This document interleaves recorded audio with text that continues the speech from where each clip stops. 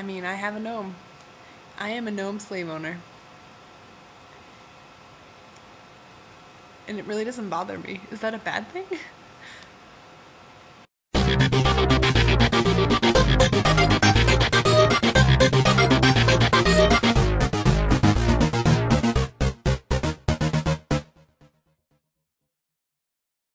Hey guys, so I have a really bad headache right now, and I was like really sure like a minute ago that I had like extra skin or something, like a bone coming out of my forehead, and then I was like gonna become a rhino, and then I was like really, it's irrational, like I understand that, but I was really sure that like in a few minutes I was really gonna be transformed into a rhino, and then like what does that even mean, you know?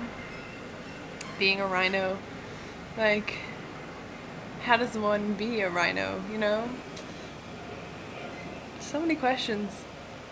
And then I realized right after that that I really wasn't going to become a rhino and that I really wasn't growing an extra bone at my forehead. But for that minute in time, I was so sure that I was becoming a rhino. So, figured I'd let you guys know.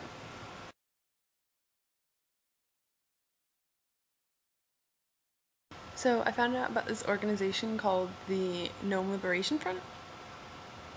They're so weird, and I really just wish I could know if they were just complete bullshit, or if it was a prank, or if it was real, because they take themselves, at least on the website, they take themselves very seriously, and I don't understand, like, it's so weird.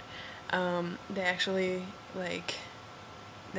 collectively do things, nothing really that big, but right now, they're urging Congress to banish Home Depot from America, because they believe that Home Depot is the source of, or one of the major sources of gnome slavery.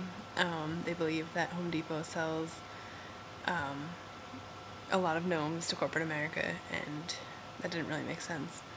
But basically their whole paragraph about why you should write your congressperson to banish Home Depot from America is very ridiculous. They really want people to end oppressive gardening. They also believe that gnomes come alive at night. And they also believe that gnomes are magical. And they also believe, it's really weird, they also, like, they're trying to get gnomes under the Peace Treaty Act that the UN has. They're trying to get the UN to encompass gnomes in that. Will that ever happen? It sounds a little crazy to me, but I might vote for it. I mean, I couldn't prove that gnomes don't come alive at night. How do I know? Maybe I should make that my project. I have a gnome. He's from Nova Scotia. Now I sound like a crazy too, but like I just know that because my mom got it for me, so yeah. But I mean, I could watch him all night, you know, pretend to fall asleep, and keep an eye on it. I don't know where this is going. I don't really honestly even know. But this Gnome Liberation Front started in France. In 1997, they did this weird thing called like the mass suicides, and they would they steal gnomes.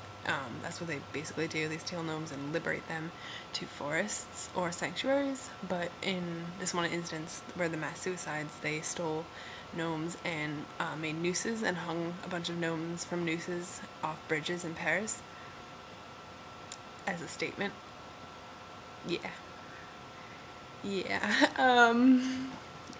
I mean, I don't know what to say to that besides that it speaks for itself. Okay, so here's the question. Is it or is it not slavery to keep a gnome either in your garden or your home? And would you keep a gnome? I don't know. You guys should answer that question in your next video. Yay!